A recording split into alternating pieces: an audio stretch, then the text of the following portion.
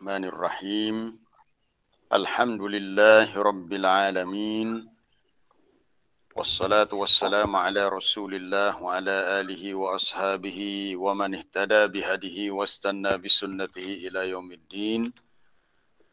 Rabbi shrah li sadri wa yassir li amri wahlul 'uqdatam min lisani yafqahu qawli. Allahumma 'allimna ma yanfa'una wa zidna 'ilma warzuqna fahma. Amma ba'd. Para jemaah muslimin muslimat, sahabat-sahabat, para penonton pendengar yang dirahmati Allah. Alhamdulillah, hari ini kita dah masuk hari Sabtu 7 Ogos 2021 Masihi bersamaan 28 Zulhijjah. Berbaki 2 hari 3 hari lagi lah kita akan masuk tahun baru Hijrah 1443. Dalam suasana pandemik COVID-19 dan kita pun tak bebas untuk bergerak ke sana sini, tak terasa kita dah nak masuk tahun baru Hijrah. Baik para jemaah, untuk hari ini sambungan kita daripada surah Al-Haqqah yang kita dah mula awal surah semalam, berhubung dengan gambaran hari kiamat, kisah yang menimpa kaum Ad, kaum Samud kerana mereka mendustakan hari kiamat. Bagaimana Allah Ta'ala binasakan kaum Samud dengan bunyi yang kuat, dengan gegaran yang menimpa kampung halaman mereka. Kaum Ad yang dimusnahkan dengan angin yang bertiup kuat selama seminggu. Akhirnya tak ada apa-apa lagi, yang tinggal hanyalah mayat-mayat yang bergelimpangan. Jadi hari ini sambungan kita ayat yang ke-9. Hari ini insyaAllah kita ambil ayat 9 sampai ayat 12. أعوذ بالله من الشيطان الرجيم وجاء فرعون ومن قبله والمؤتفكات بالخاطئة فعصوا رسول ربهم فأخذهم أخذة رابية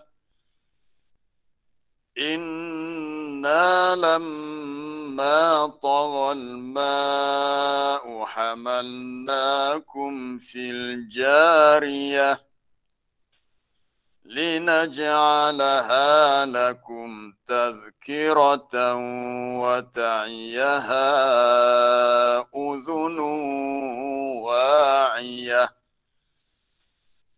وجاء فرعون ومن قبله. Dan datanglah Fir'aun. Ini selain daripada kaum Ad, kaum Samud, datanglah Fir'aun dan orang-orang yang sebelumnya, dan juga wal mu'tafikat, penduduk negeri-negeri yang dijungkar balikkan. Maksudnya merujuk kepada perkampungan Sadum, kaum Nabi Lut yang telah dimusnahkan. Datangnya mereka semua, maksud datang di sini bila Allah Ta'ala sebut ja'a, datang di sini makna mereka semua akan dihidupkan kembali untuk didatangkan di hari akhirat nanti. Datangnya mereka dengan membawa khati'ah, kesalahan-kesalahan dosa yang telah mereka lakukan dahulu. Nanti kita akan lihat dalam ayat lain kenapa Allah Ta'ala guna kalimah ja'a, datang. Sebab apabila cerita ni tentang hari kiamat yang belum berlaku, orang yang berada di sana, mereka akan datang ke sana. Dibawa datang atau datang ke sana. Fa'asau rasula rabbihim, kerana masing-masing mereka itu telah menderhakai Rasul yang diutuskan oleh Tuhan mereka. Asau, derhaka, telah bermaksiat. Maksiat mana menderhakai. Lalu Allah Ta'ala seksa mereka. Akhadha asalnya ambil. Dalam Quran, bila digunakan kalimah akhadha untuk dikenakan bencana ke atas sesuatu kaum, makna ianya bermaksud bala ataupun azab.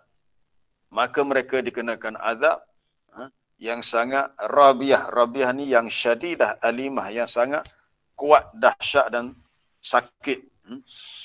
Ataupun boleh juga rabiyah dengan maksud yang bertambah. Daripada perkataan rabah, macam perkataan kita kata makan riba. Harta riba tu harta yang bertambah tanpa ada berkat. Inna lamma taghal ma'u hamalnakum fil jariyah. Sesungguhnya kami ketika mana air banjir itu, ni kisah banjir yang berlaku di zaman Nabi Nuh. Walaupun tak disebut nama Nabi Nuh, tetapi siyakul ayah ataupun jalan ataupun cara ayat itu menceritakan, difahami bahawa ia adalah kisah banjir yang berlaku di zaman Nabi Nuh alaihi salam. Apabila air itu sudah tagha, sudah melampaui had, maknanya dah terlalu banyak, lalu kami bawa kamu untuk berlayar di atas jariyah, benda yang bergerak, maksudnya kapal, bahtera. Linaj'alaha lakum tazkirah, supaya kami jadikan semua itu dhamir ha tu kembali kepada kisah kemusnahan kaum Ad, kaum Samud, Fir'aun, kaum Nabi Lut, kemudian apa tadi, Nabi Nuh, kisah kaum Nabi Nuh yang telah menderhakai Nabi Nuh alaihi salam. Semua kisah-kisah tadi adalah sebagai tazkirah, sebagai suatu peringatan untuk semua manusia. Wa ta'iyaha udhunun wa'iyah, supaya diambil peringatan ataupun memberikan kesedaran. Ta'iyah daripada wa'yun. Orang Kelantan kata biar khabar kata. Ni tak khabar-khabar. Kita ni semakin hari semakin umur kita semakin meningkat. Dunia kata pergi kubur kita mari, tapi masih tak khabar-khabar lagi. Tak khabar tu mana tak sedarkan diri, masih belum insaf. Ta'iyah wa'yun, untuk seseorang tu sedar. Siapa orang tu? Itu orang yang memiliki uzunun wa'iyah, telinga-telinga yang mahu ambil pengajaran, yang mahu sedar. Maknanya telinga yang bersedia untuk mendengar dan untuk memahami. Jadi di antara isu-isu yang kita akan bincangkan hari ini berhubung dengan sedikit tentang kisah Fir'aun di zaman Nabi Musa alaihissalam dan kisah kaum Nabi Lut yang dimusnahkan. Itu dipetik daripada ayat 9 tadi, secara ringkas saja disebut dalam ayat tu. Yang kedua, menderhakai para rasul yang diutuskan akan membawa akibat buruk yang sangat dahsyat. Kemudian tentang kisah banjir besar di zaman Nabi Nuh yang telah melenyapkan semua orang-orang yang kafir ataupun ingkar kepada Allah. Adapun manusia yang ada di atas muka bumi sekarang ini, yang ada sekarang inilah zaman kita ni, mereka adalah zuriat keturunan Nabi Nuh ataupun pengikut-pengikut yang bersama dengannya di atas kapal. Sebab tu dalam ayat terakhir tadi Allah Ta'ala sebut, bukan ayat terakhir, ayat 12 tadi. Ya, ayat yang ke-11. Hamalnakum, kami telah bawa kamu. Kamu ni kita semua. Jadi kita yang ada di atas muka bumi sekarang ni, di timur, di barat, di utara, di selatan adalah daripada keturunan datuk nenek moyang kami, kita yang pernah berlayar di atas kapal dulu. Masa tu kita sekarang belum dilahirkan lagi lah. Baik. Kemudian tentang kebinasaan umat terdahulu ni sebagai suatu tazkirah. Perkataan tazkirah ni dah masyhur, kita pun dah biasa sangat guna dah zaman sekarang. Berbanding dengan tahun 70-an 80-an dulu, jarang kita dengar tazkirah, walaupun dah disebut dalam Quran, tetapi benda tu dah jadi sesuatu yang sangat mesra didengar oleh telinga kita. Tazkirah tak semestinya ta'lim, bukannya kuliah. Tazkirah memberi peringatan supaya kita boleh memperbaharui motivasi untuk kita menyegarkan jiwa kita, khususnya dengan nasihat-nasihat agama lah. Baik para jemaah yang dirahmati Allah, kita kembali kepada ayat yang ke-9. Waja'a Fir'aun wa man qablahu, dan datanglah Fir'aun dan orang yang sebelumnya. Ada qiraat lain dalam Ibn Katsir disebut wa man qabilahu. Wa man qabilahu. Ada qiraat lain baca, kalau baca qabilahu tu Fir'aun dan orang-orang yang sezaman dengannya. Adapun disebut dengan ja'a, datang, ini penceritaan ni tentang hari kiamat. Apabila semua manusia berpindah ke alam akhirat nanti, dah dunia ni dah tak ada dah. Dunia ni dah tak ada, dah lenyap. Semuanya akan datang, maknanya semuanya akan dibangkitkan. Tak ada seorang pun terkecuali.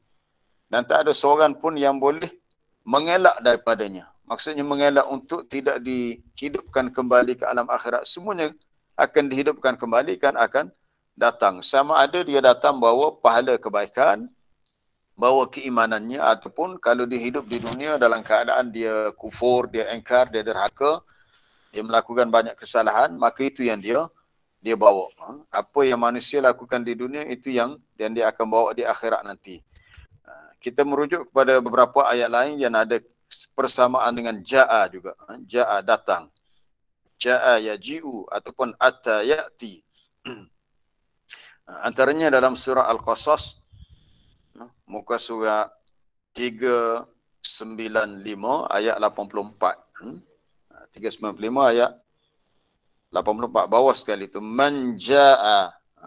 Manja'a, sesiapa yang datang. Datang ke mana? Timbul persoalan, datang ke mana tu? Maksudnya datang di hari akhirat nanti dengan bil hasanah, dengan membawa amalan baik. Jadi penggunaan kalimah ja'a dalam ayat ke-9 surah Al-Haqqah tadi sama juga dengan ayat inilah, ayat 84 surah Al-Qasas, dan ada juga beberapa ayat lain dalam, nanti kita akan tengok dalam surah Al-A'raf, juga surah An-Namlu. Sesiapa yang datang di hari akhirat nanti dengan membawa al-hasanah, amal kebaikan, maka falahu khairum minha, dia akan dapat balasan yang lebih baik daripadanya. Maknanya dilipat gandakan kebaikan. Wa man jaa bis-sayyi'ah, sesiapa yang datang maksudnya datang ke akhirat nanti. Walaupun tak disebut datang ke mana, tapi dah difahami daripada siyakul ayat, daripada jalan penceritaan dalam ayat tu. Kita orang Melayu ni kalau terjemah man, sesiapa, jaa datang, bisayah kejahatan. Timbul persoalan, datang ke mana? Ke mana mereka tu nak pergi? Tapi dalam ayat ni bila orang Arab dia baca daripada awal jalan ceritanya, sebab cerita sebelumnya dalam ayat ni berhubung dengan kisah Qarun. Sebab ayat sebelumnya, ayat 83 tu Allah Ta'ala beritahu tentang tilkad darul akhirah. Itulah dia negeri akhirat. Akhirat yang kami jadikan ia untuk orang-orang yang tidak mahu uluwan fil ard, yang tidak mahu bersikap meninggi diri, tidak mahu sombong di dunia. Jadi orang yang bersifat tawadhu', yang bersifat patuh kepada perintah Allah, yang tidak engkar, mereka akan dapat balasan yang baik di akhirat. Maka selepas itu disebut manja'a, sesiapa yang datang. Datang tu merujuk kepada datang di negeri akhirat nanti.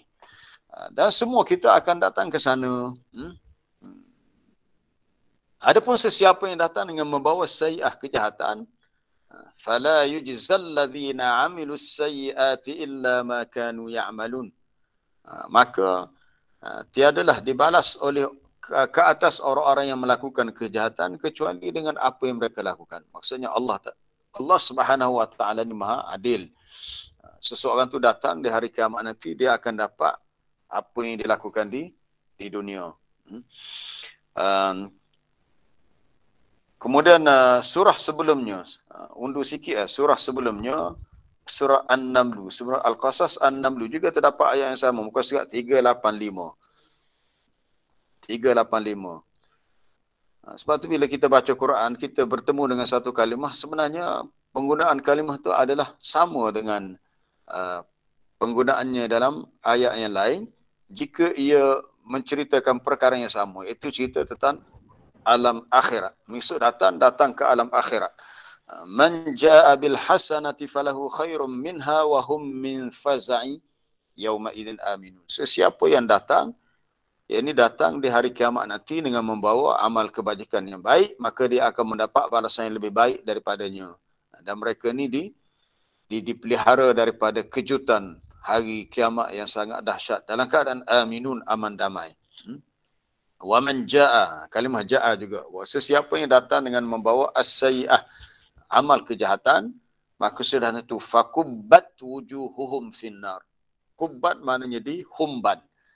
Dihumban muka-muka mereka, wajah mereka ke dalam neraka jahanam, dan tidaklah diberi balasan kepada kamu illa ma kuntum ta'malun, melainkan apa yang telah kamu lakukan. Dan kita ambil satu lagi di akhir surah Al-A'raf,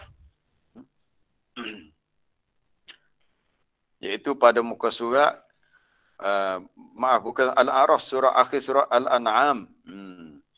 Akhir surah Al-An'am muka surat 150. 150 ayat 160. Man jaa bil hasanati falahu asyru amsalha. Dan sesiapa yang datang, maksudnya sama juga.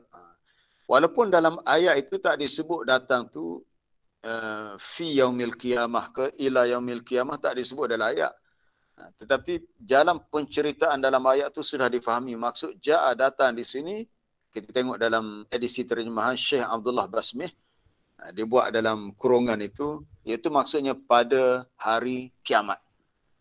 Pada hari kiamat. Jadi fahamlah kita bila Allah Taala sebut dalam ayat 9 surah Al-Haqqah, wa jaa Fir'aun, datanglah Fir'aun. Bukan datang nak jumpa Nabi Musa.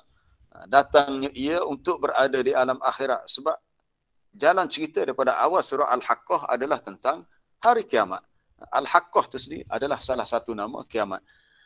Jadi dalam ayat yang ke-160 surah Al-A'raf tadi, sesiapa yang datang di hari kiamat dengan membawa kebaikan, maka untuknya asyru amsalha, dia akan dapat 10 kali gandaan.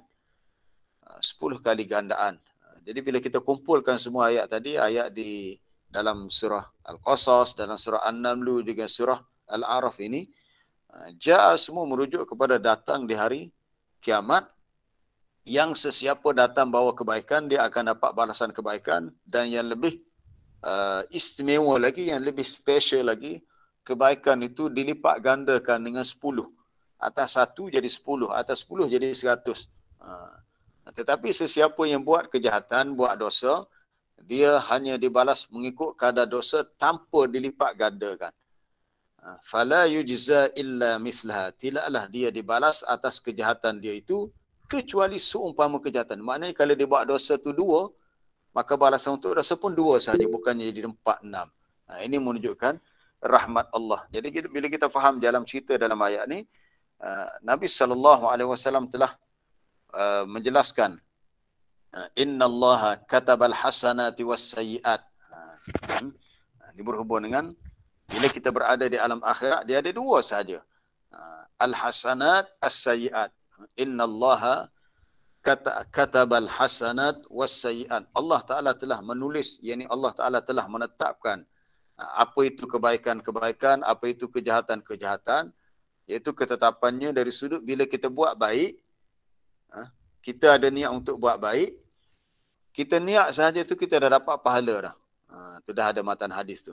Inna Allaha katabal hasanati was sayyiat. Sesungguhnya Allah Ta'ala telah menulis, menetapkan kebaikan-kebaikan dan kejahatan. Faman hamma bihasanatin falam ya'malha. Sesiapa yang dah ada keinginan, berasa dah nak buat baik, tetapi tiba-tiba tak jadi buat. Mungkin ada masalah lain, ada halangan lain. Mungkin ada di antara jemaah kita dah teringin malam pagi ni nak ikut kuliah tadabbur dengan saya pagi ni, tiba-tiba ada masalah lain. Tak apa, niat nak ikut tu dah dapat pahala dah. Kataballahu lahu indahu hasanah kamilah. Allah Ta'ala tulis untuknya, di sisi Allah dah ada hasanah kamilah, 1 pahala kebaikan. Tapi kalau dia betul-betul buat, dia akan dapat 10. Tak tahulah ada tak matan hadis lebih lengkap di bawah tu. Ada di bawah tu. Wa in amilaha katabaha Allahu 'ashran ila 700 ila ad'afin kathirah atau ila ma sya Allah. Jika dia benar-benar dapat melaksanakan niat yang baik, Allah Ta'ala tulis 1 kebaikan tu jadi 10 pahalanya. Ataupun sampai 700 sehingga kepada adhaf kathirah, gandaan pahala yang sangat banyak. Ataupun sampai kepada jumlah yang Allah Ta'ala kehendaki yang kita tak tahu. Itulah luasnya rahmat Allah, baiknya Allah Ta'ala. Kita buat sedikit je kebaikan tapi berganda-ganda. Adapun orang yang melakukan, sesiapa yang berkeinginan mahu membuat sayyi'ah kejahatan, falam ya'malha, tiba-tiba tak jadi buat, tiba-tiba dia terfikir tak ada faedahnya buat benda macam ni, dan dia dapat membatalkan keinginan untuk buat jahat, maka ditulis di sisi Allah untuknya 1 pahala. Bukan bermakna kita kena sengaja untuk niat buat jahat, lepas tu sengaja membatalkan. Ini orang yang kadang-kadang timbul keinginan nak buat tak elok, dia batalkan niat yang berkenaan, maka dia dapat 1 pahala kebaikan. Tapi kalau jika dia betul-betul jadilah buat jahat tu, Allah Ta'ala hanya tulis, disuruh malaikat tulis untuk si hamba itu sayyi'ah wahidah. Satu dosa kejahatan. Tak jadi 10 dan tak jadi 700 dosa. Dia jadi satu saja. Buat baik berganda-ganda sampai 10, 700. Tapi buat jahat, niat saja belum ditulis. Tapi bila dah buat hanya satu. Jadi kembali kepada kisah Fir'aun yang datang di hari kiamat dengan membawa dosa kejahatan yang sangat-sangat banyak. Pun kita tahu kisah Fir'aun, dia memerintah dengan penuh sombong, takabur, tempoh yang lama pula tu, dah berapa ramai anak-anak Bani Israel yang dia bunuh. Apabila dia mendapat khabar daripada dia punya pembantu-pembantu dia lah, menteri-menteri dia, orang-orang yang kita kata macam tukang sihir, bahawasanya akan muncul dalam negara Mesir ini seorang bayi lelaki dari kalangan Bani Israel yang akan menumbangkan kerajaannya. Apatah lagi dia pun mengeluarkan suatu akta, suatu undang-undang. Mana-mana anak lelaki yang lahir dari kalangan Bani Israel perlu dibunuh. Maka ramailah yang mati. Itu perkara yang benar. Kalau kalangan kita fikir macam mana dia orang tergamak bunuh anak-anak yang tak bersalah. Tapi itu yang realiti yang benar-benar berlaku yang Allah Ta'ala sebut dalam Quran. Antaranya kita boleh rujuk dalam ayat 49 surah Baqarah muka surat 8. Muka surat 8. Wa idh najjaynakum min ali fir'aun. Ingatlah ketika kami selamatkan kamu. Kamu tu Bani Israel. Wahai Bani Israel, ingatlah ketika kami selamatkan kamu daripada min ali fir'aun, daripada Fir'aun dan pengikutnya lah. Ali itu dia punya kuncu-kuncu dia lah. Kerana yasumunakum su'al azab, mereka telah merasakan kepada kamu, menyiksa kamu dengan azab yang sangat buruk. Kerana Bani Israel telah dijadikan hamba, abdi, untuk dijadikan buruh paksa. Antaranya bina piramid yang besar di Mesir itu Bani Israel yang dipaksa. Sampai sekarang masih kekal lagi dah. Berapa lama dah? Dah berapa ribu tahun dah. Mereka itu yuzabbihuna abna'akum wa yastahyuna nisa'akum. Mereka sembelih anak-anak lelaki kamu itu dari kalangan Bani Israel dan membiarkan hidup anak-anak perempuan. Anak perempuan tak dibunuh. Anak lelaki dibunuh. Dan perkara itu adalah suatu bala bencana, musibah yang besar ke atas Bani Israel. Jadi banyaklah dosa kesalahan yang dilakukan oleh pemerintah Mesir bernama Fir'aun. Sebenarnya Fir'aun itu bukan nama dia, itu gelaran dia. Dia memang raja-raja zaman dulu, dia ada lakab gelaran dia. Kalau di Mesir disebut dengan Fir'aun. Kalau di Habsyah disebut dengan Najashi. Itu bukan nama dia, itu gelaran dia. Zaman Nabi, Raja Najashi namanya Ashamah bin Bahar. Dalam Sahih Bukhari disebut namanya Ashamah bin Bahar. Manakala Raja Fir'aun di zaman Nabi Musa namanya Ramsis. Sesiapa yang mungkin pernah ke Mesir ataupun ada di antara ustaz-ustaz kita yang belajar di Mesir, tahulah. Dia Ramsis. Itu nama, saya pun tak pasti Ramsis yang keberapa Fir'aun zaman Nabi Musa. Sebab sebelum zaman Nabi Musa di Mesir, zaman Nabi Yusuf juga di Mesir. Nabi Yusuf di Mesir, tapi sebelum zaman Nabi Musa, raja di zaman Nabi Yusuf pun Fir'aun juga. Tapi Fir'aun yang lain lah. Jadi Fir'aun ni dia punya gelaran dia. Nama dia secara khusus nama yang lain. Kalau di sebelah timur, kita lihat empayar-empayar yang besar. Macam di China dulu ada dinasti Ming. Dinasti Ming. Dia punya gelaran bagi pemerintah dia. Kalau di Rom, Kaisar Ar-Rom, Kisra di Parsi, itu gelaran bagi raja-raja mereka. Di Mesir pula adalah Fir'aun. Tapi walaupun nama Fir'aun tu dah tak ada dah sekarang ni, tak diguna pakai. Tetapi sifat-sifat kejahatan yang ada pada mana-mana penguasa-penguasa pemerintah yang zalim seperti Fir'aun mungkin ada di mana-mana. Sebab dia adalah simbol kepada kezaliman. Fir'aun ni simbol kepada kezaliman, simbol kepada kejahatan manusia kerana angkuh disebabkan kuasa yang dimiliki. Baik, kita kembali kepada ayat ke-9 surah Al-Haqqah. Dan datanglah Fir'aun, yang ini datang di hari kiamat, dia dan juga disebut wal mu'tafikatu bil khati'ah. Al-mu'tafikat, kampung yang dijungkar balikkan kerana mendustakan para rasul. Ada ayat lain yang menyebut perkataan mu'tafikat untuk kita faham merujuk kepada kaum Nabi Lut, iaitu dalam surah At-Taubah. Iaitu muka surah 198 ayat 70. Alam ya'tihim naba'ul ladzina min qablihim, ayat 198. Ayat 198, muka surat 198 ayat 70. Ayat 70 tu bawah tu. Alam ya'tihim naba'ul ladzina min qablihim, tidakkah sudah datang kepada mereka berita tentang orang-orang terdahulu seperti kaum Nabi Nuh, kaum Ad yang diutuskan kepada mereka Nabi Hud, itu kita dah baca semalam. Kemudian kaum Samud yang diutuskan kepada mereka Nabi Saleh pun kita dah baca semalam kisah kemusnahannya. Kaum Nabi Ibrahim tak disebut nama kaum, cuma disebut kaum Ibrahim. Wa ashabi Madian, penduduk Madian yang diutuskan kepada mereka Nabi Syuaib. Dan juga satu lagi wal mu'tafikat. Ada perkataan wal mu'tafikat, negeri-negeri yang telah dibinasakan dengan cara dimendapkan dalam tanah. Kemudian pertamanya diangkat, diterbalikkan, kemudian dihempas ke bawah. Itu kaum Nabi Lut. Kaum Nabi Lut di perkampungan yang disebut dengan Sadum. Kenapa begitu dahsyat? Kita tahu di sana berlaku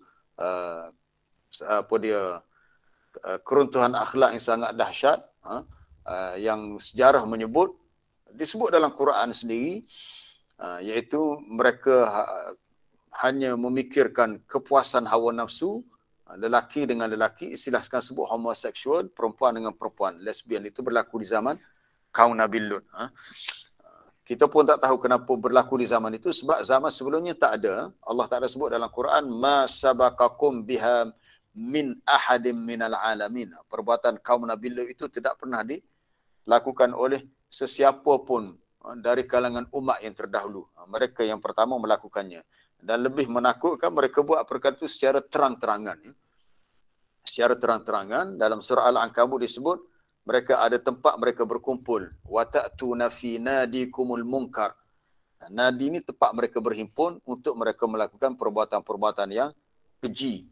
Semata-mata untuk berseronok dan memuaskan nafsu yang buruk itu. Baik. Kemudian kita nak sambung ayat berikutnya, ayat yang ke-10. Fa'asaw rasula rabbihim fa'akhadhahum akhzatar rabiyah. Mereka telah menderhakai rasul mereka. Dia kaedahnya begini, apabila satu umat itu mendustakan seorang rasul, maka dia dikira telah mendustakan atau menderhakai semua rasul. Itu dia kaedahnya begitu. Kita pun dah sebut dalam ayat di akhir surah Al-Baqarah semalam, bila kita beriman dengan seorang rasul, kita tak boleh la nufarriqu baina ahadim mir rusulih. Kami sekali-kali tidak membezakan mana-mana rasul, maksudnya kita beriman dengan semua rasul yang Allah Taala khabarkan dalam Quran.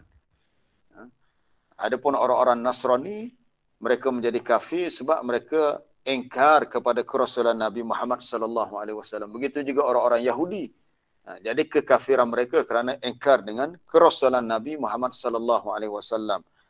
Allah Taala utuskan Nabi Nuh kepada kaumnya. Apabila kaum Nabi Nuh menolak seruan dakwah Nabi Nuh, bermakna mereka telah menolak seruan rasul yang selepasnya. Nabi Ibrahim selepas Nabi Nuh, Nabi Ismail selepas Nabi Nuh, Nabi Musa, Nabi Yusuf, Nabi Zulkifli, Nabi Sulaiman, semua selepas Nabi Nuh. Tetapi oleh kerana kaum Nabi Nuh mendustakan Nabi Nuh, bermakna dia telah dikira mendustakan semua rasul. Dan ini yang Allah Ta'ala sebut dalam surah Asy-Syu'ara. Kadzabat qaumu Nuhinil mursalin. Kadzabat qaumu Nuhinil mursalin. Surah Asy-Syu'ara, kita boleh rujuk ayatnya muka surat 371. 371 iaitu ayat yang ke-105. Kenapa saya ambil contoh ayat ni? Sebab Nabi Nuh adalah yang pertama berdakwah kepada kaum yang khusus. Kalau Nabi Adam dia tak diutuskan kepada kaum sebab dia manusia pertama. Nabi Nuh dalam hadis riwayat Imam Muslim, ketika manusia mencari-cari siapakah yang dapat menyelamatkan mereka daripada mahsyar nanti, lalu Rasulullah kata mereka pun bertemu dengan Nabi Nuh dan mengatakan, wahai Nuh, engkaulah awwalu rasulin arsalahullahu. Engkaulah rasul pertama yang Allah Ta'ala utuskan untuk berdakwah kepada manusia. Jadi bila kaum Nabi Nuh mendustakan Nabi Nuh, bermakna mereka telah mendustakan al-mursalin, semua rasul. Jadi kaedahnya begitu. Kalau kita belajar matematik, biasanya kalau 6 tolak 1, baki lagi 5. Kalau 6 kita tolak 1, jadi 5. Tapi rukun iman ada 6. Kalau seseorang tu tak beriman, salah satu daripada rukun iman, bermakna habis. Dia dah dikira murtad. Bila seseorang tu mengaku beriman, dia kena beriman dengan semua rukun-rukun iman secara ijmalan atau tafsilan, secara umum dan secara lebih mendetail. Contohnya kalau beriman tentang Rasul, beriman dengan Rasul, mana-mana Rasul yang kita ketahui namanya, ya kita beriman dengannya. Yang tak diketahui, kalau diberitahu ada Rasul, tak diberitahu namanya. Kita baca contohnya, kita baca dalam surah Al-Baqarah, kisah peperangan antara tentera Talut dengan Jalut. Alam tara ilal mala'i min bani Israil min ba'di Musa idh qalu linabiyyin lahum mub'ats lana malikan nuqatil fi sabilillah. Dalam ayat tu Allah Ta'ala sebut ada perkataan Nabi. Kita pun tak tahu apa nama Nabi tu, tapi kena baca dalam tafsir lah. Kita beriman secara umum. Ayat tu di akhir juzuk yang kedua, muka surat 40.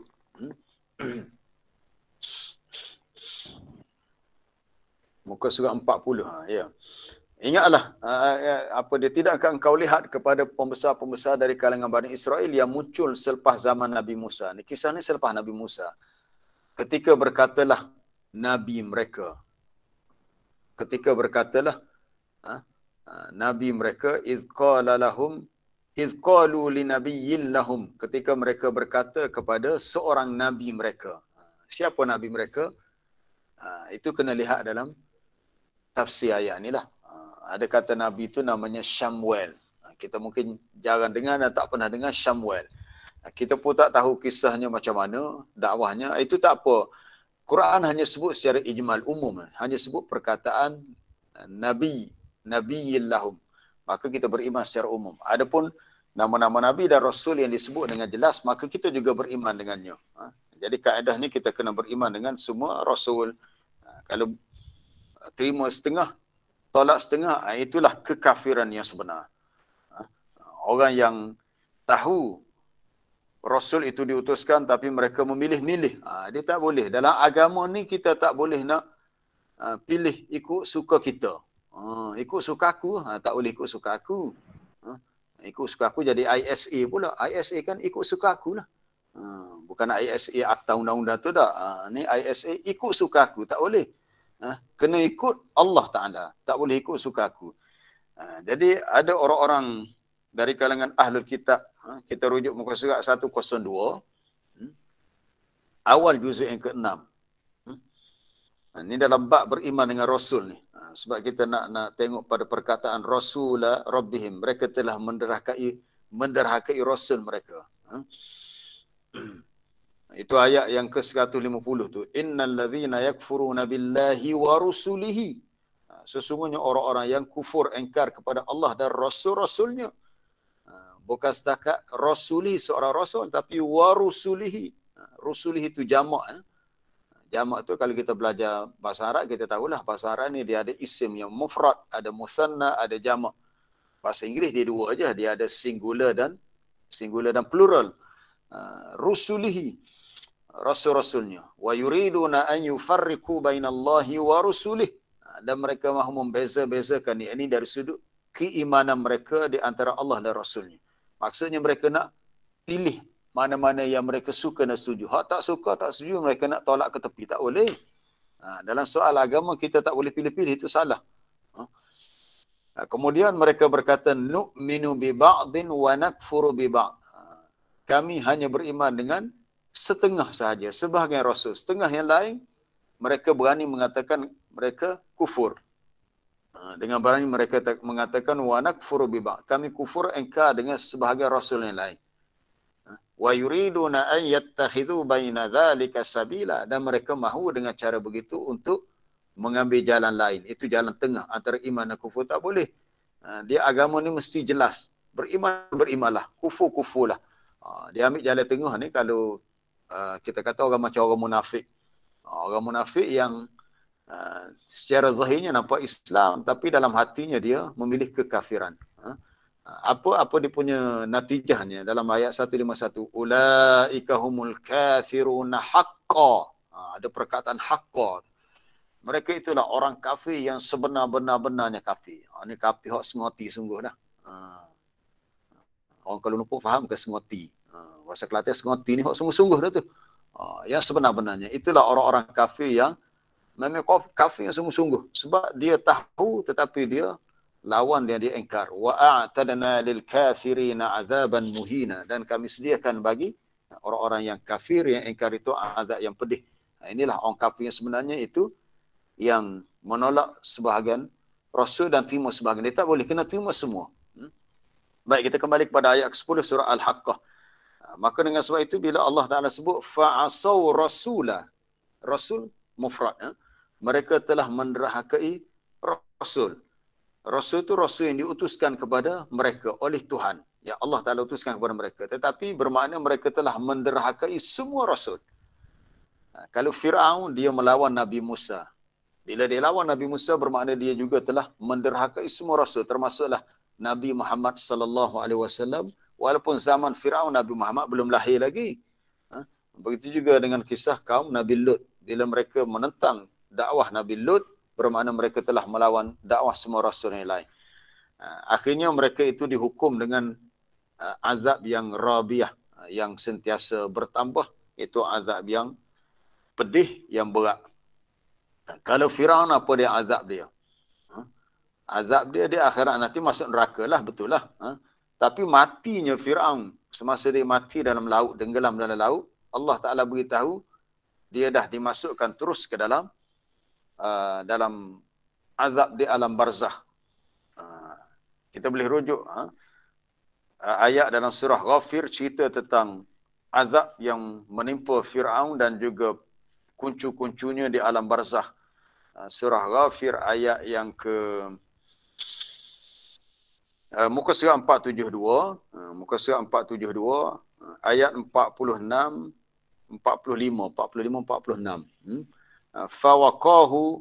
Fawaqahu Allahu sayyiati ma makaru wa haqa bi ali fir'auna su'ul azab.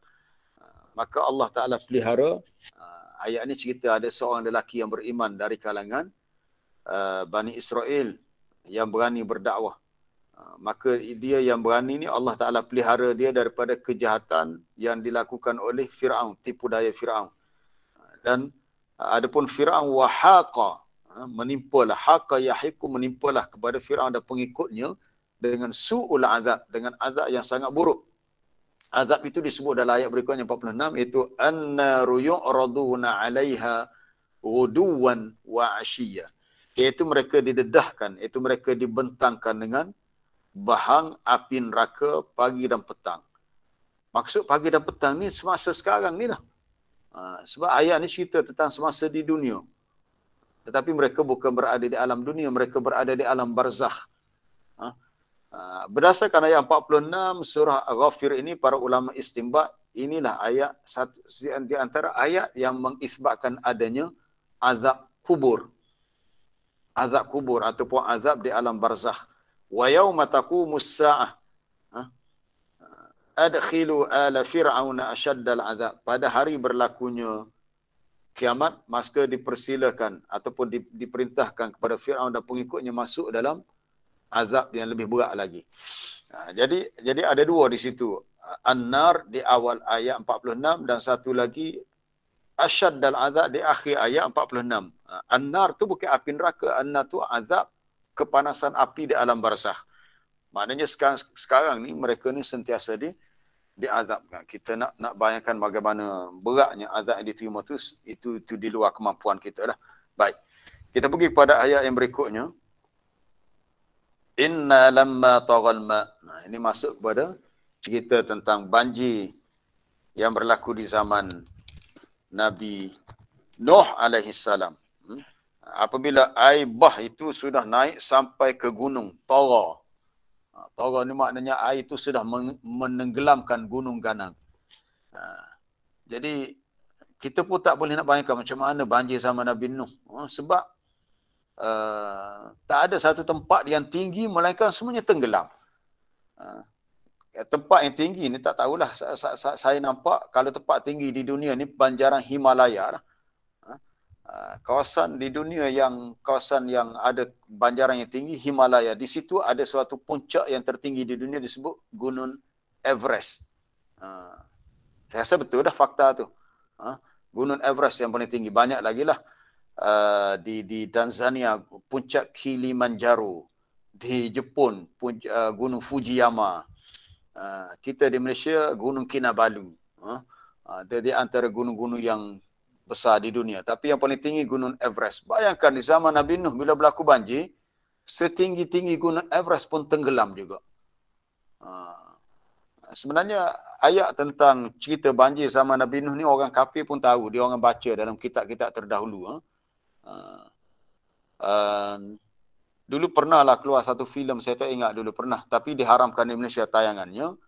Hollywood buat filem tentang kisah Nabi Nuh naik kapalnya, banjir yang besar.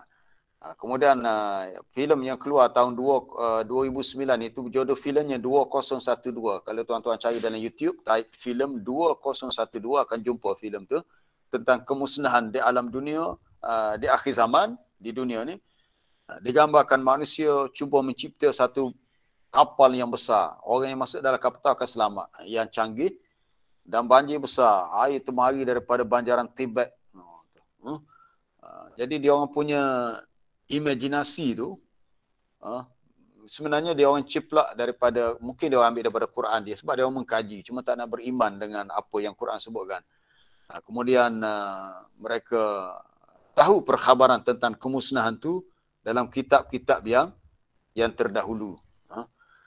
Jadi kembali kepada kisah banjir zaman Nabi Nuh. Jadi air banjir tu naik tinggi sampai mencecah bukit.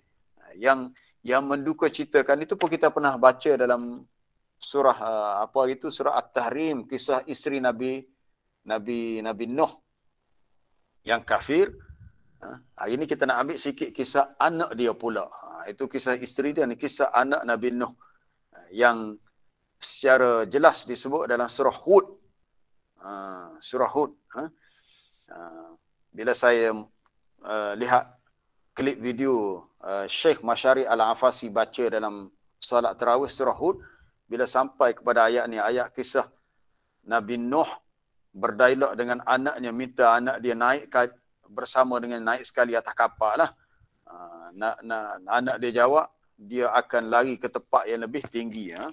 Kita boleh lihat muka surat 226. Muka surat 226 dalam surah Hud. Itu bermula ayat 42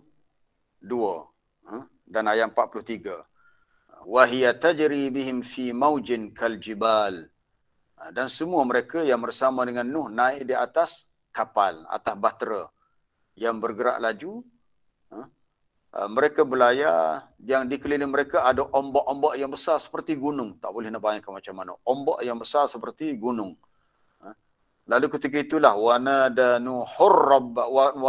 Nuhun ibnahu, dan Nuh pun menyuruh memanggil anaknya. Katanya ketika itu anaknya wa kana fi ma'zil, berada di tempat yang terpisah, maknanya jauhlah.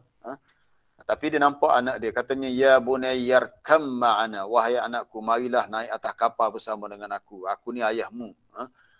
Wala takum ma'al kafirin, janganlah kamu bersama dengan orang-orang yang kafir. Dengan sombong anak dia jawab. Nak tolong dia tu bukan orang lain, bapa dia sendiri. Tapi anak dia sombong, dia kata sa'awi ila jabal. aku akan pergi berlindung ke sebuah gunung. Aku nak naik atas puncak bukit tu. Yang dapat ya'asimuni minal ma', yang dapat menyelamatkan aku daripada air bah ni, air banjir ni. Tapi apa jawab Nabi Nuh? La 'asimal yauma min amrillahi illa man rahim.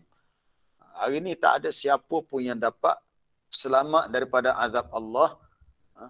Tak ada siapa pun yang akan selamat hari ni kecuali sesiapa yang Allah Ta'ala rahmati. Jadi kalau kamu nak selamat, kamu mesti naik atas kapal ini. Kalau tak naik, memang kamu akan mati. Jadi tengah-tengah apa dia berdialog begitu, wahala bainahumal mauj, lalu mereka dipisahkan oleh ombak. Tiba-tiba datang ombak yang besar, jadi anak dia pun lemas tenggelam. Maka termasuklah anak dia di kalangan minal mughraqin, orang yang tenggelam dalam banjir yang besar.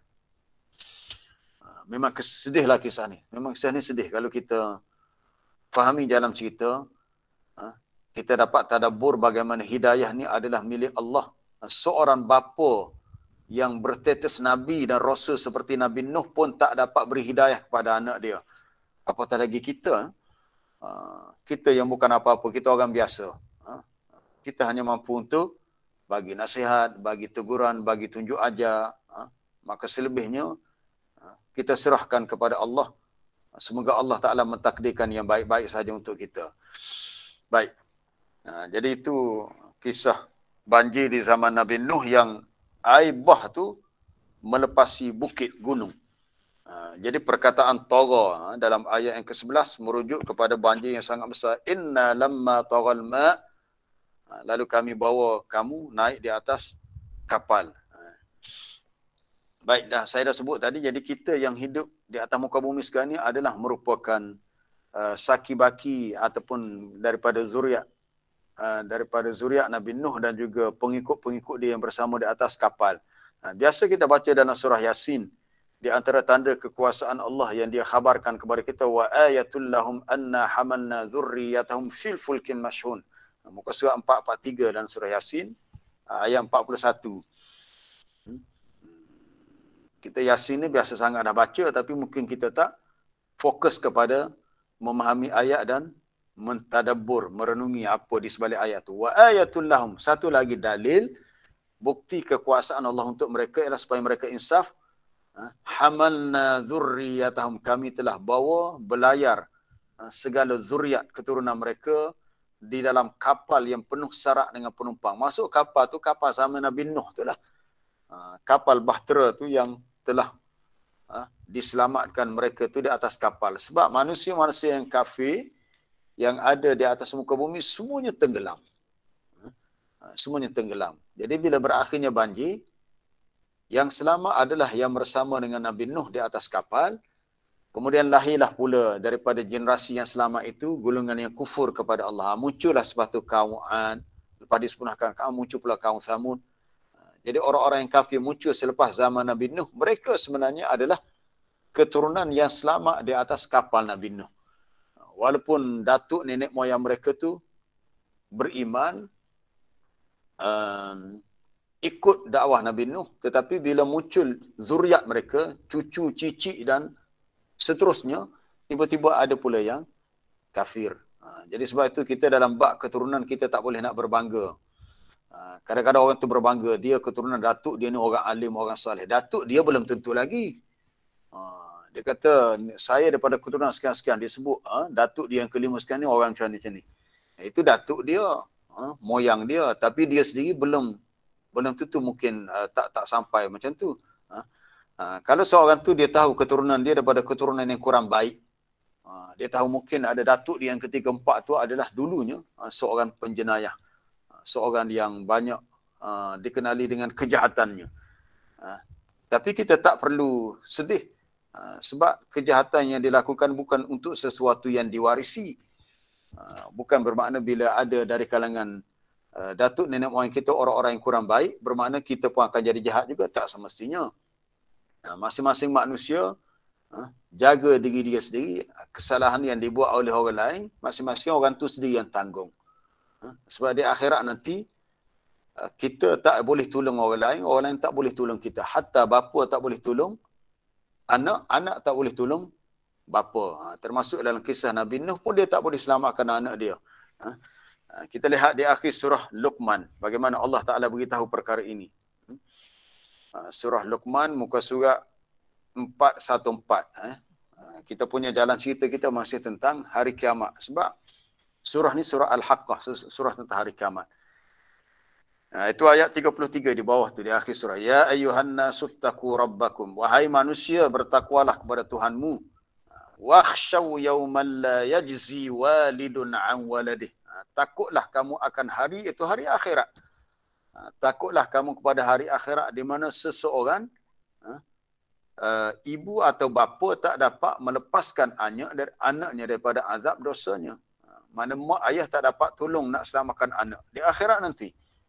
Wala mauludun huwa jazin an walidihi syai'a. Dan seorang anak pula tak dapat membantu untuk melepaskan ibu bapanya daripada azab.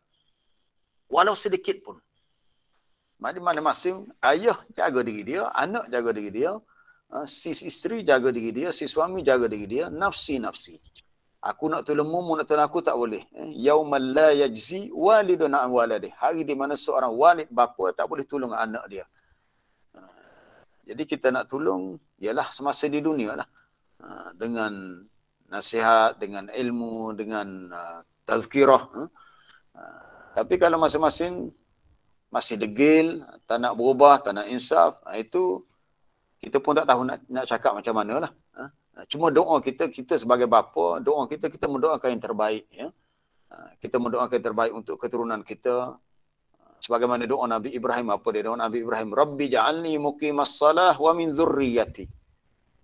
Kita boleh lihat doa Nabi Ibrahim di akhir surah Ibrahim. Sebab kita tak nak kita susah di akhirat, menyesal, kita tak dapat tolong anak kita nak tolong kita pun tak boleh.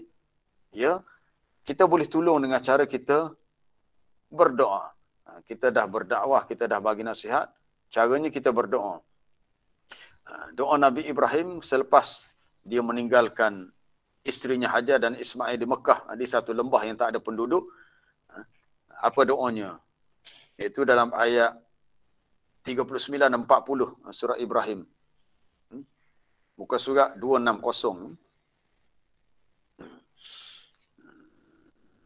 Alhamdulillahilladzi wahaba li 'alal kibari Ismail wa Ishaq.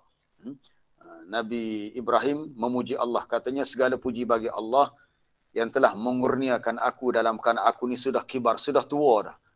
Sebab Nabi Ibrahim mendapat cahaya mata Ismail ketika umurnya sudah sangat tua. Kemudian lahir pula anak yang kedua, Ishaq. Lalu dia memuji Allah walaupun dia sudah tua tapi masih berpeluang menimbang cahaya mata.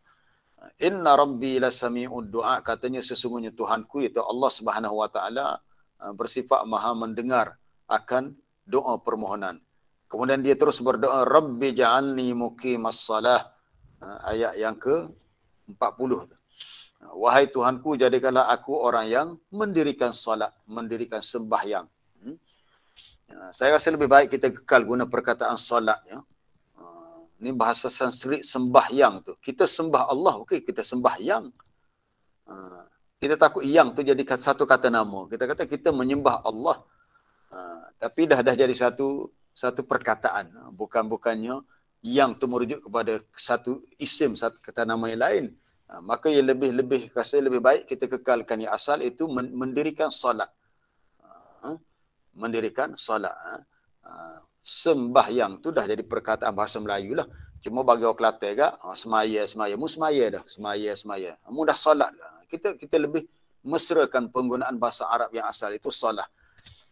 Jadikanlah aku dan keturunanku orang yang mendirikan salat. Sebab disebut lepas tu wa min zurriyati. Begitu juga zuriatku, keturunanku. Supaya mereka juga dapat menjaga agama dengan istiqamah, sentiasa mendirikan salat. Kenapa Nabi Ibrahim berdoa begini? Kita lihat ayat berikutnya. Rabbana ighfirli wa liwalidayya. Wahai Tuhan kami, berilah keampunan kepadaku. Wali-walidayya, kepada dua ibu bapaku. Tadi zuriat. Zuriat ni anak cucu, sekarang ni kepada bapa pula. Berilah keampunan kepada orang-orang beriman. Bila tu? Yauma yaqumul hisab. Pada hari berlakunya semua perhitungan amalan. Itu hari akhirat. Jadi Nabi Ibrahim tidak lupa berdoa untuk anaknya, untuk ibu bapanya, untuk semua orang-orang yang beriman supaya mereka selamat dunia, akhirat. Selamat di dunia patuh kepada perintah Allah, contohnya mendirikan salat. Selamat di akhirat dengan cara diberi keampunan pada hari di mana semua manusia akan dihisap amalannya. Akhir sekali kita lihat ayat yang ke-12 dari surah Al-Haqqah sebagai penutup. Masa kita 2 minit lagi. Panjang cerita pula. Linaj'alaha lakum tazkirah. Kami mahu jadikan semua kisah-kisah itu kepada kamu sebagai tazkirah, sebagai peringatan. Peringatan ni bagi orang yang mahu menjadikan ia sebagai peringatan.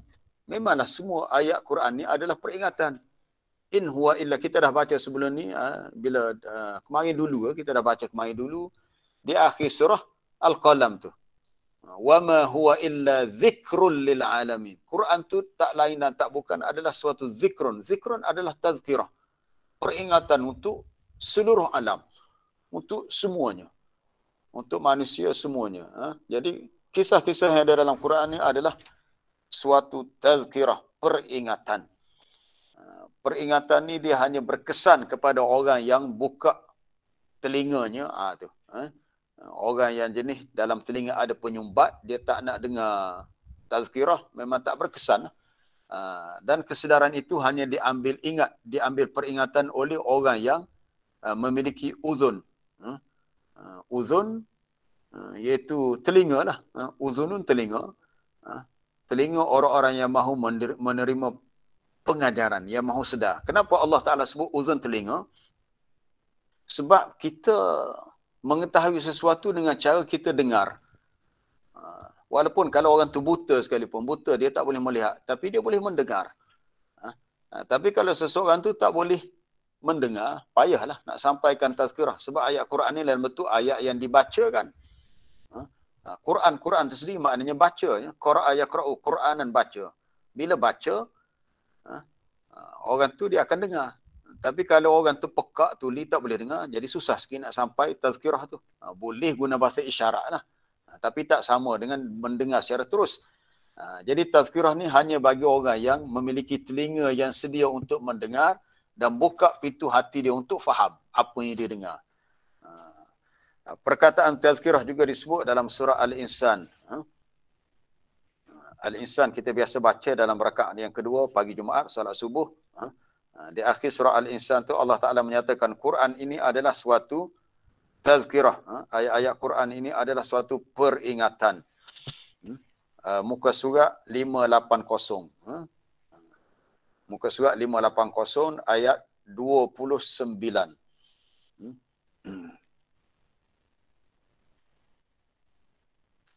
Masa kita pun dah tamat dah. Inna hadhihi tazkirah. Allah Ta'ala beritahu dalam ayat 29 surah Al-Insan. Inna hadhihi tazkirah. Sesungguhnya segala keterangan yang disebut dalam surah ni lah, surah Al-Insan ni, ia menjadi peringatan. Peringatan bagi sesiapa yang mahu mengambil peringatan. Tazkirah ni bukan semestinya benda yang kita tak tahu. Boleh jadi kita tahu dah, kita terlupa. Tazkirah ni untuk peringatan. Jadi boleh jadi kita dah tahu dah, tapi kita terlupa. Maka kita perlu sentiasa dengar, baca untuk kembali kita sedar dan kita ingat. Itu pun tazkirah ni untuk siapa tu? Faman sya'attakhadha ila rabbih sabila. Maka sesiapa yang mahu, yakni sesiapa yang mahu untuk dia untuk kebaikan dirinya. Sesiapa yang mahukan kebaikan untuk dirinya, maka hendaklah dia mengambil, bolehlah ia mengambil jalan yang menyampaikan ia kepada keredaan Allah itu dengan cara dia beriman, dia taat. Jadi kalau seseorang tu tahu perkara ni, tapi dia buat tak tahu, dia buat macam mana? Dia buat orang Kelantan kata buat sepuluh lembu kenyir. Lembu kenyir ni lembu dia buat tak erti. Kita marah dia buat tak erti. Dia dah tahu tapi buat tak erti, bermakna dia sendiri tidak mahukan kebaikan untuk dirinya. Tapi kalau dia mahukan kebaikan untuk dirinya, maka dia berusaha untuk ittakhadha ila rabbihi sabila. Mencari jalan untuk dia menuju kepada Tuhan dengan cara dia beriman, dengan cara dia taat, maka dia akan selamat dunia dan akhirat.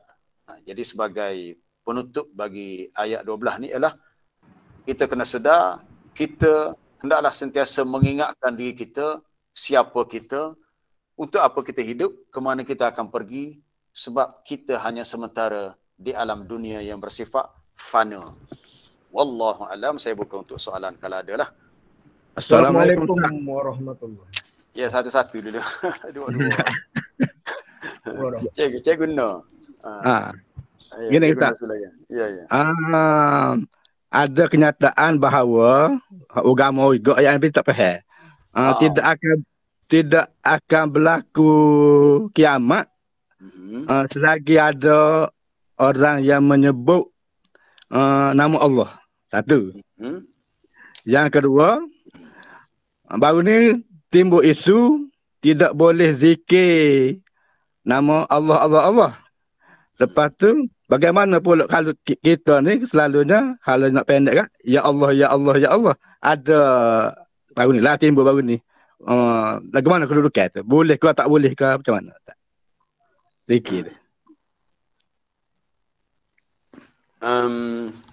Baik, betul ada hadis yang menyebut la taqumus saah. Tidaklah berlaku kiamat sehingga tiada lagi orang yang menyebut Allah. Itu merujuk kepada keadaan di akhir zaman di mana orang beriman sudah dimatikan oleh Allah dengan angin yang lembut. Itu pun kita dah bincang dalam ayat surah Al-Mulk itu. Tidaklah berlaku kiamat sehinggalah la yuqalu, matan hadisnya berbunyi la taqumus saah hatta la yuqala, tidaklah berlakunya kiamat sehinggalah tidak disebut fil ardi, di atas muka bumi, Allah. Maksud Allah sebut ni bukan dalam bentuk zikir, kita kena faham. Merujuk kepada tak ada lagi orang beriman. Tak ada lagi orang yang beriman, yang kenal Allah itu siapa. Hadis ni sahih dari riwayat Imam Muslim. Kalau kita lihat kepada syarah hadis ini, sebab saya cari dalam Syekh Dr. Sa'ad Abdullah Al-Hamid, dia jawab, dia beritahu tentang hadis ni. Dia kata hadis ni menjadi dalil bahawasanya an-sa'ah taqumu ala syiraril khalqi. Kiamat itu berlaku ketika yang ada pada zaman itu hanyalah makhluk-makhluk yang jahat. Maknanya orang-orang yang fajir, orang-orang yang jahat. Maknanya orang yang beriman dah mati dah. Itu maksud tidak disebut Allah tu, makna tak ada orang beriman. Di mana mereka ni la ya'budun Allah wa la yad'unahu. Mereka tidak menyembah Allah dan tidak berdoa meminta kepadanya. Kemudian dalam riwayat Ibnu Mas'ud, min syirarin nas, di antara manusia-manusia yang jahat ialah orang yang ketika berlaku kiamat mereka ni masih hidup. Ketika berlakunya kiamat mereka ni masih hidup, itu syirarin nas, orang-orang jahat. Maknanya ketika berlaku kiamat, orang yang baik, yang beriman tidak ada. Jadi itu yang Nabi maksudkan tu, tidaklah berlaku kiamat sehinggalah tidak disebut di atas muka bumi Allah. Kerana yang tak menyebut Allah tu adalah syiraru al-khalqi, makhluk yang jahat.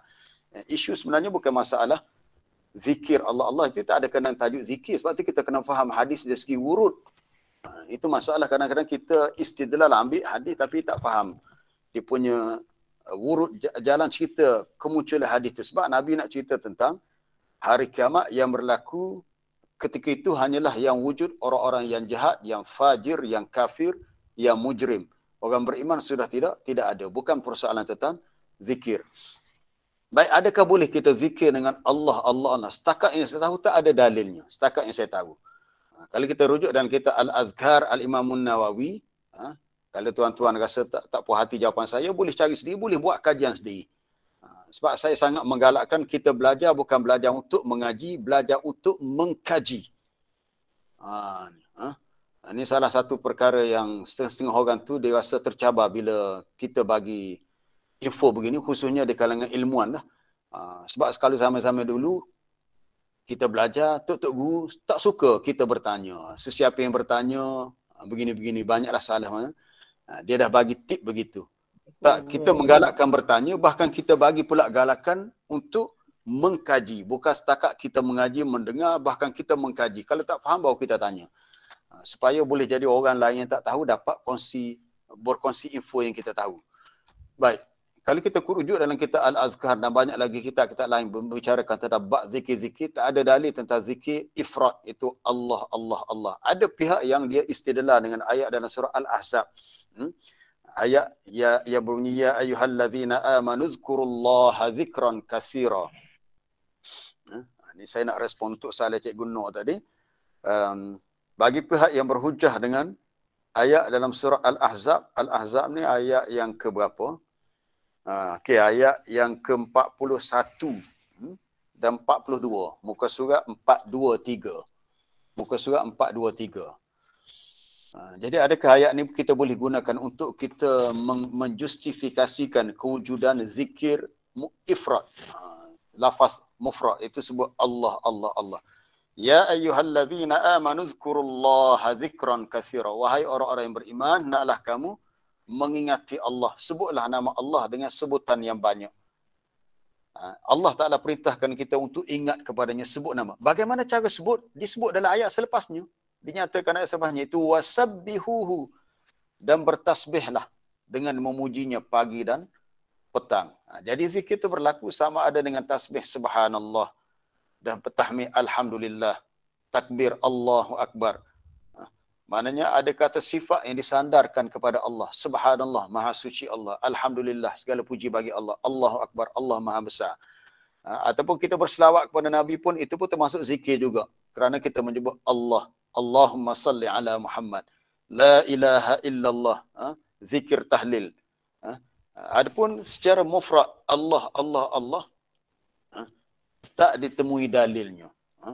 Jadi dalil hak sebut di sini, tasbih pagi dan petang. Yang mana ayat ni umum, kita kena faham. Ayat 41 tu umum. Jadi nak faham keumuman, kita kena lihat ayat-ayat yang lain dan lihat bagaimana Nabi mentafsirkan ayat ni dari sudut perbuatannya. Jadi bila tak disebahkan kepada Nabi zikir yang begitu, bermakna ianya tidak masyru', tidak disyariatkan. Kecuali apa-apa yang telah Nabi ajar kepada kita, tasbihnya, tahmidnya, tahlilnya, hauqalahnya, selawatnya dan sebagainya. Termasuklah baca Quran, itu pun termasuk zikrullah. Solat pun zikrullah. Ada setengah orang pun dia salah faham tentang zikir. Dia ingat zikir ni tasbih tahmid. Solat pun zikir je. Wa aqimis salata li zikri. Dirikanlah solat untuk kamu berzikir mengingatiku. Baik, soalan yang lain. Ustaz ni. Okey. Ya, Kalau ya Allah saja tu Ustaz. Ya Allah. Supaya ya Rahman, ya Rahim. Itu dalam bentuk doa. Kalau kita meletakkan harfun nida ya di depan nama-nama Allah, itu dalam bentuk dipanggil nida. Bila nida dalam bentuk doa. Kalau dalam bentuk zikir tu kita kena bezakan antara doa dengan zikir. Sebab tu biasa perbincangan ni ulama sebut dalam kitab dipanggil al-ad'iyah wal azkar, doa-doa dan zikir. Ini tujuannya sama. Tujuan zikir ingat kepada Allah. Tujuan doa untuk kita memohon hajat kepada Allah. Tapi tujuannya untuk dekat kepada Allah. Tapi dia punya caranya lain. Kalau kita menggunakan nama-nama Allah, Ya Rahman, Ya Rahim, itu dalam bentuk doa. Kena faham, itu dalam bentuk doa. Bukan dalam, saya pun hairan juga, ada setengah-setengah pihak ada kata, ni kita berdepan dengan COVID macam ni, masalah gini, marilah kita membanyakkan zikir, Ya Jabbar, Ya Jabbar, Ya Qahar, Ya Qahar, ulanglah 50 kali.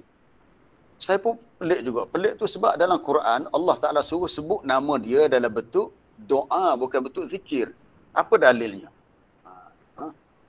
Saya tak mahu bercakap kosong. Kita bercakap, kita kena ada sandaran dia. Tapi pihak yang bagi amalan tu, dia tak sebut sandaran. Dia sandarkan kepada apa? Kita boleh rujuk dalam ayat surah Al-A'raf. Itu dalam ayat yang ke...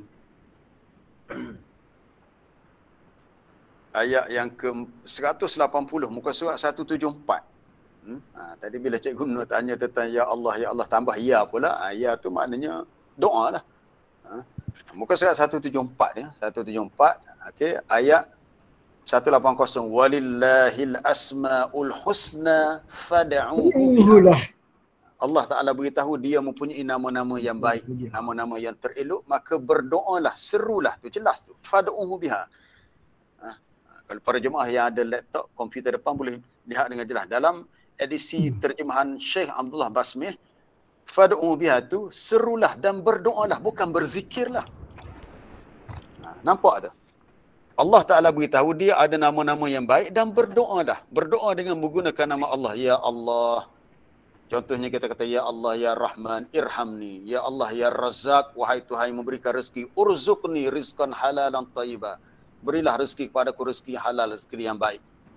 Tapi tiba-tiba kita gunakan nama itu dalam bentuk zikir. Zikir tasbih, tahmid, takbir, tahlil, itu zikir. Doa. Ya Allah, Ya Rahman, itu doa. Jadi para ulama mengatakan ayat ini adalah keharusan kita bertawassul menggunakan nama Allah dalam berdoa. Kerana Allah Ta'ala sebut, fad'uhu biha. Berdoalah dengan menyebut nama-nama Allah yang al-husna, yang terbaik tadi. Jadi nama Allah untuk doa, ya. Dengar ke Cik Guna tadi? Ada lagi? Ada lagi. Yang aku tebik gimnastik berlaku dah. Terima kasih Ustaz. Terima kasih. Jadi boleh nak sebut Ya Allah, Ya Allah. Tapi bila kita sebut Ya Allah, Ya Rahman, ia dalam bentuk doa. Bukan bentuk zikir. Apa dalilnya? Itu ayat 180 surah Al-A'raf. Baik, ada soalan lain? Assalamualaikum warahmatullahi wabarakatuh. Salam. Ada dua perkara. Apa ni? Berkenaan dengan umat Nabi Nuh. Ya, umat Nabi Nuh. Saya pernah zaman budak-budak dulu lah. Pernah dengar cerita kok madrasah. Dia kata bermulanya bahasa ni, bermulanya bahasa bangsa ni adalah daripada saki baki umat Nabi Nuh yang tinggal dalam kapal lah. Apabila banjir tu dah reda, dah surut dah. Bangsa ke bahasa? Bahasa. Bahasa ni berbentuknya bangsa kan. Bahasa Jepun, orang Jepun cakap Jepun kan. Jadi dia kata bermulanya bahasa ini adalah daripada saki baki, maknanya pengikut Nabi Nuh apabila mereka keluar daripada kapal tu, tiba-tiba mereka boleh bercakap bahasa Jepun, bahasa Korea, bahasa Melayu lah. Mana di situ bermulanya bahasa. Mungkinlah bahasa itu menunjukkan bangsa. Itu perkembangan bahasa. Ya. Di situ dia kata bermulanya bahasa itu. Itu yang pertama. Okey. Yang kedua, apa ni, berkenaan dengan khutbah Jumaat. Ya.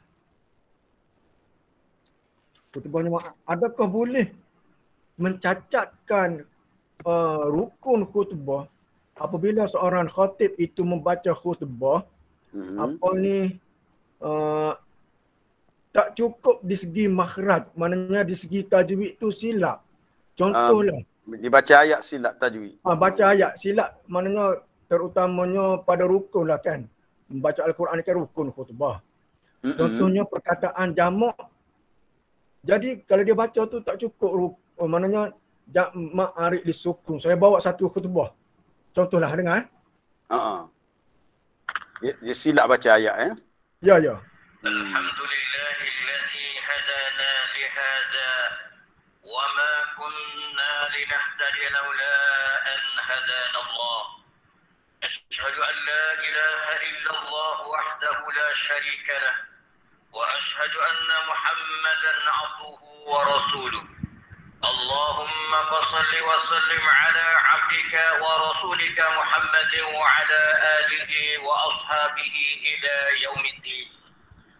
Amma ba'du fa ya ibadallah ittaqullaha haqqa tuqatih wa la tamutunna illa wa antum muslimun. Ya ayyuhalladzina amanu isbiru wa sabiru wa rabitu wattaqullaha la'allakum tuflihun. Okey Ustaz. Di sini apa ni dua perkara perkataan muttaqun dengan tuflihun. Jadi muttaqun ya ayyuhalladzina amanu taqullaha haqqa tuqatih wa la tamutunna illa wa antum muslimun. Bukan muttaqun, muslimun. Jadi muslimun itu adalah asal perkataan jamak muzakkar salim kan? Jamak muzakkar salim. Tapi dia baca tu Allah jamak muzakkar salim itu jadi baris dua depan. Muslimun. Gitu. Yang kedua tadi tuflihun. Jadi tak cukup, mana paling-paling tidak. Tak cukup kadang mak dia. Mak dia dua harakat. Jadi benda tu jadi mufrad. Jadi mufrad kan. Masalah asal jamak jadi mufrad. Okey, kita faham dah. Okey, Tapi saya jawab tu lah sebab kita nak ringkaskan masa ni, kita dah lewat. Okey, silakan. Soalan pertama tentang asal usul bahasa dan bangsa, secara jelasnya itu kita kena rujuk kepada fakta-fakta sejarah yang lebih autentik, yang lebih sahih keabsahannya. Sebenarnya bila Allah Ta'ala ciptakan Nabi Adam, semua bangsa di dunia tu adalah puncanya satu, puncanya daripada Nabi Adam. Punca daripada Nabi Adam, bahkan warna kulit manusia pun berasal juga daripada Nabi Adam, sebab Nabi Adam diciptakan daripada tanah yang pelbagai. Kemudian lahirlah zuriatnya. Kita tak ada dalil yang khusus untuk kita rujuk adalah adakah ketika lahir Nabi Adam, adakah kita lahir anak Nabi Adam, tersasul pula saya. Ketika lahirnya anak-anak Nabi Adam, maka anak-anak dia tu bercakap dengan bahasa yang bermacam-macam. Tu saya tak tahu. Tapi merujuk kepada soalan Cik Baki tadi, jadi ia merujuk kepada zaman Nabi Nuh. Zaman Nabi Nuh dengan zaman Nabi Adam ni tempohnya kata Ibnu Abbas selama 1000 tahun. Daripada zaman Nabi Adam kepada zaman Nabi Nuh selama 1000 tahun, kata Ibnu Abbas manusia hidup dalam keadaan beribadat kepada Allah berdasarkan ayat kana an-nasu ummatan wahidah. Lalu faba'atsallahu an-nabiyyina mubasysyirin wa munzirin. Asalnya manusia ni satu umat. Kemudian bila lahir keturunan manusia, khususnya selepas 1000 tahun, maka berlakulah pecahan-pecahan yang disebut syu'uban wa qabail. Adanya bangsa-bangsa dan adanya kabilah-kabilah. Maka bila bangsa dan kabilah tu ditinggal berasingan jauh-jauh, Allah Ta'ala ilhamkan kepada mereka dengan pelbagai bahasa. Jadi kewujudan bangsa tu dia hasil daripada perkahwinan, kita kata macam kahwin campur ke wallahualam, saya tak tahulah. Tapi wujudnya bahasa. Tapi bangsa dan bahasa itu adalah ciptaan Allah. Allah Ta'ala yang ciptakan. Kalau bahasa kita boleh rujuk ayat 22 surah Ar-Rum. Wa min ayatihi khalqus samawati wal ardi wa ikhtilafu alsinatikum. Di antara tanda kekuasaan Allah, dia menjadikan langit dan bumi dan dia menjadikan berbeza-bezanya bahasa-bahasa kamu. Ikhtilafu alsinatikum. Muka surat 406 ya Ustaz Rusdan. Kita dah 750 dah ni. Muka surat 406 ayat 22. Allah Ta'ala jadikan wakhtilafu alsinatikum, berlainannya bahasa kamu. Tu jelas itu. Wakhtilafu alsinatikum wa alwanikum, dan adanya perbezaan bahasa kamu, warna kulit kamu. Dalam ayat ni tak dinyatakan bilakah berlakunya perbezaan itu. Wallahu alam, ayat ni secara umum. Jadi kita pun tak tahu, mungkin zaman Nabi zaman Nabi Nuh selepas banjir, mungkin zaman selepasnya. Jadi secara spesifik tak diketahui. Cuma yang kita tahu, kepelbagaian bahasa adalah ciptaan Allah. Adapun bangsa, dalam ayat 12 ke ayat 13, surah Al-Hujurat, muka surat 517. Ayat 13 surah Al-Hujurat. Ya ayyuhan nasu inna khalaqnakum min dzakarin wa unsa. Wahai manusia, kami jadikan kamu dari jenis lelaki dan perempuan. Lalu waja'alnakum syu'uban wa qabail. Kami jadikan kamu berbangsa-bangsa dan bersuku puak, berkabilah-kabilah. Jadi kewujudan bangsa, ada bangsa Cina, India, Melayu, Arab, orang putih, apa sebagainya. Ia bukan berlaku secara kebetulan. Itu berlaku dengan kuasa dan kehendak Allah. Cuma bila berlaku tu kita tak pasti. Secara khusus tak zaman Nabi Nuh ke lebih awal lagi tu tak diketahui sebab Quran tak beritahu begitu. Baik, soalan kedua tentang khutbah Jumaat. Di mana khatib tu dia baca ma'ari li sukun, tak cukup kadar maknya. Ma'ari li sukun, kalau kita belajar tajwid dia ada 3 wajah. Kita boleh baca dengan harakatani, 2 harakat, atau wajah yang kedua arba'ah harakat, ataupun sit harakat, 2, 4 atau 6. Jadi kalau khatib tu baca apa tadi? Ya ayyuhallazina amanu taqullaha haqqa tuqatih wa la tamutunna illa wa antum muslimun. Ataupun ya ayyuhallazina amanu sabiru wa sabiru wa rabitu wattaqullaha la'allakum tuflihun. Sah, betul, bacaan tu betul. Boleh. Dia tak akan jadi lafaz mufrad. Sebab lafaz tu sendiri kalau mufrad dia tidak muslimun, muslim. Khatib tu tak baca apa tadi, ittaqullaha haqqa tuqatih wa la tamutunna illa wa antum muslim. Kalau muslim itu mufrad. Dia sebut muslimun, cuma mun tu dia pendekkan. Dia pendekkan. Dia masih lagi hukum ma'ari li sukun, tapi dia pilih wajah yang pendek itu 2 harakat. Kalau tuan-tuan nak perhati bacaan yang baca ma'arif sukun pendek, dengar bacaan Syekh Muhammad Siddiq Al-Minshawi. Cari dalam YouTube Syekh Muhammad Siddiq Al-Minshawi bacaan tartil, dia baca dengan ma'arif sukun 2. Ya ayyuhalladzina amanu isbiru wasabiru warabitu wattaqullaha la'allakum tuflihun. Tetapi kebanyakan qurra Syekh Ali Huzaifi di Madinah, Masyari Al-Afasi, dia pilih baca panjang, dia baca 6 harakat. Warabitu wattaqullaha la'allakum tuflihun. Cukup 6. Jadi kalau khatib tu baca pendek 2 masih sah, masih sah. Cuma dia tak tukar kepada lafaz mufrad jadi muslim. Wallahu a'lam. Okey, terima kasih Ustaz. Ya, sama-sama. InsyaAllah kita sambung esok pula. Esok ayat Ahad. Untuk perbincangan tentang khusus hari kiamat. Esok tentang hari kiamat. Subhanakallah bihamdika asyhadu an la ilaha illa anta astaghfiruka wa atubu ilaik. Wa sallallahu wasallama ala nabiyyina Muhammad wa ala alihi washabbihi.